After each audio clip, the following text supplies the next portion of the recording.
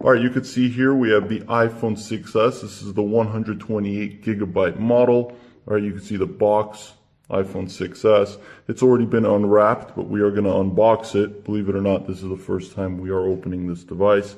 Again, you can see the box, very minimal, very simplistic. All right, let's go ahead and just pull up the phone here and look inside the box. And you have the headphones, you have the wall port, and you have the lightning cable. All right, so that's pretty much it. And the manual and all that stuff is right there. Okay, so we're going to move that aside now. And we're going to get to what you guys want to see, which is the actual phone. So let's go and turn it on for the first time. You can see. All right, so here's the iPhone 6s in all of its glory. This is the 128 space gray model. They also have the iPhone 6s in rose gold, as well as white/silver, because obviously it's more of a silverish color. Or you can see on the bottom you have the speaker grill, the lightning port, 3.5 millimeter headphone jack, volume rockers on this side with the vibrate, nothing up top. You have the power button SIM card tray on the side. On the front, of course, you have the Retina display rendering 326 pixels per inch. No, this is not a 1080p display. However, the 6S Plus is. We'll get into that later. If you want to watch the individual review, you can check that out for the 6S Plus. Of course, you have the Touch ID sensor. What's now a 5 megapixel front-facing camera. Phenomenal. I'm very happy about that, and I'll show you why in a moment. Rear camera, which is 12 megapixel. You have the iPhone S logo on the bottom. Again, very thin device, 7.3 millimeters, slightly thicker than last year's, 7.1 millimeters. Slightly thicker than last year's 6.9. And the reason why is because obviously a lot of people were having issues with bend gate and the screen popping out as well. So what they did was they made it slightly thicker to avoid that from occurring. All right, so here you see the device in all of its glory. A9 processor, 2 gigs of RAM, finally, right? 2 gigs of RAM.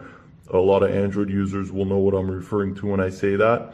You got the 16, 64, and 128 gigabyte variants. Just a phenomenally fast phone, the iPhone 6s. So we're going to go ahead and remove this sticker right here. I know how much a lot of you guys like that. Okay, put that aside. Again, you can see the screen. Absolutely beautiful viewing angles. Great indirect sunlight. In other words, a great lux rating. And just a gorgeous device. Feels good in the hand. Now I'm going to go ahead and just put it next to the iPhone 6s Plus here to show you guys the size difference. So you can see the size difference. 6s Plus is also slightly thicker, 7.3 versus 7.1. But it's definitely a bigger phone, whereas this has a 4.7-inch display. All right, so let's go ahead and get started here with the software. So what are the new features with the 6s Plus? Well, you have live photos in the gallery, upgraded Siri, upgraded camera, which we'll get into, but what everyone's talking about is 3D touch. Now you guys can see how this works right here. If I was to put pressure on an icon, for example, it gives me these shortcuts. So I just push the camera, it says take selfie, record video, slow-mo, take photo. So if I was to click on take photo, voila, it takes me into the photo gallery. All right, we'll get into the camera in a moment. Okay, you can see live photos, and I'll show you what that means. All right, and also as well with the gallery, if I put pressure on it, you could see most recent favorite search, messages as well. It'll show you recent messages, search messages, contacts that you consistently contact, etc., as well as mail, Safari. So it works across the board, and third-party developers are going to develop for this system to make their apps basically work with this. And there's a lot of ways that it can be useful for a lot of various users. And a lot of people might be saying, well, I don't see the use in that, or it's already been done. Actually, believe it or not, it hasn't. Yes, Samsung has something similar with the implementation of the S Pen pressure feature as well as the touch pressure feature, but this is a little bit different in that third-party developers could develop for it, and it works across the board. You could see with notes, with reminders, with wallet, I believe. Not with wallet, settings, no. So, with updates, Apple will update this feature as well. Again, the screen is pressure sensitive. That means the LCD is also different now. So the part is likely going to be a lot more expensive. All right, let's go ahead and look at another way that the 3D touch is utilized here. So if I also go into gallery, live photos, you can see how that works. So if I long press on it, it almost gives me like a little, short sketch of the photo that I took.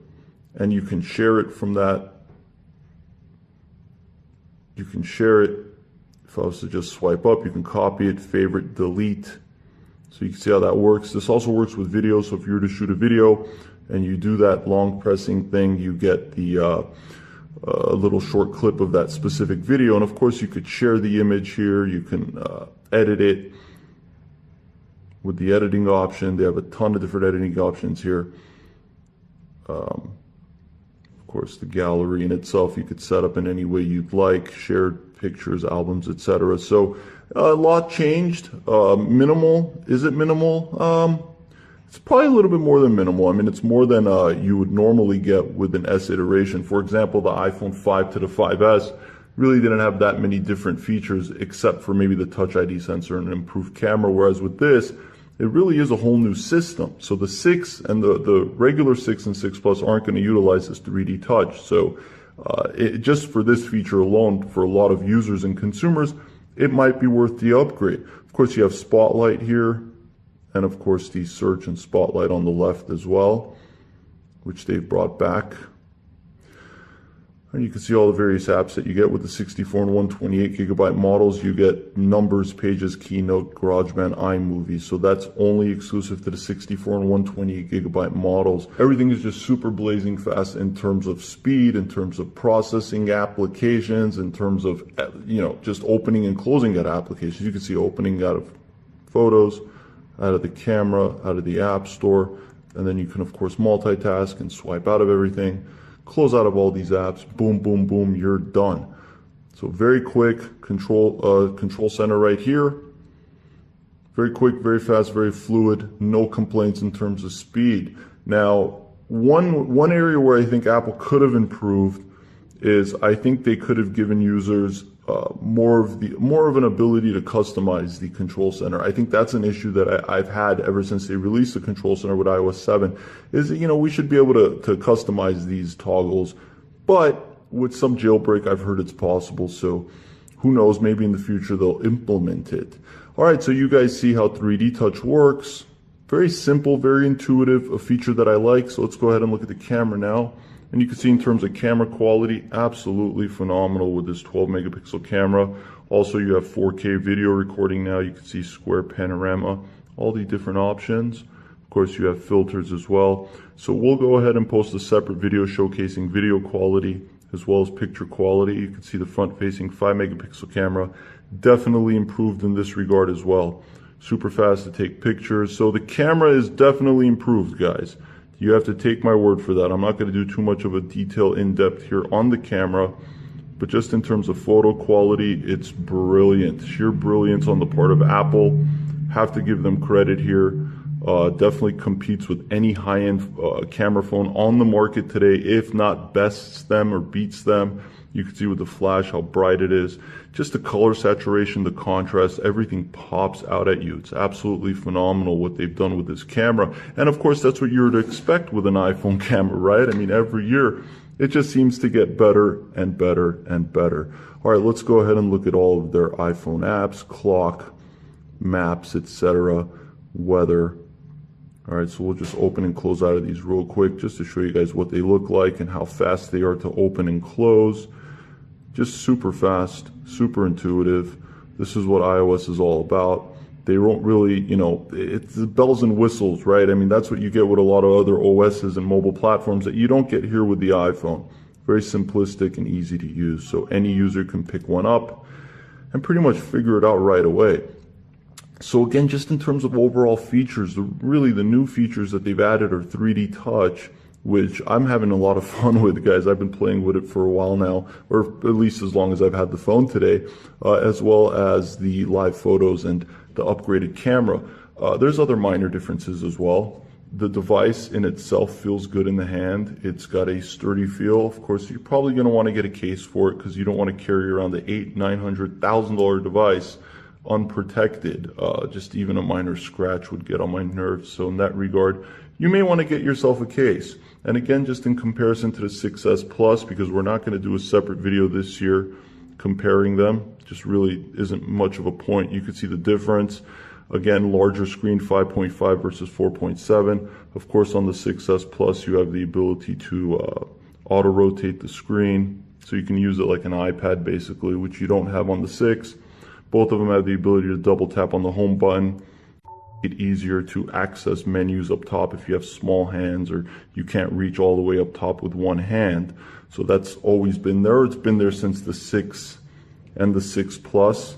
So again, in relation to the 6S Plus, it's not much of a difference, guys. I mean, really it's just about size, screen quality, 1080p, of course, because it's a bigger device, versus the Retina display, 326 pixels, 401 pixels. Camera quality is pretty much identical. Speed is pretty much identical.